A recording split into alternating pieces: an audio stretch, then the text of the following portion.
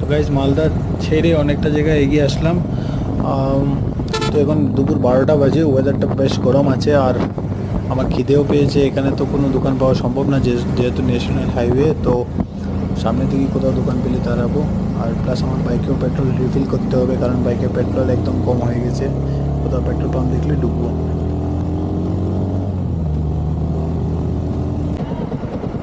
Finally একটা petrol pump পেয়ে গেলাম, আর আমাকে এখানে দাঁড়িয়ে থাকতে হবে, কারণ আমার আগে দুজন লাইনে অলরেডি আছে। আমাকে একটু ওয়েট করতে হবে, তো ওনাদের হয়ে গেলে তারপরে আমি ভরবো।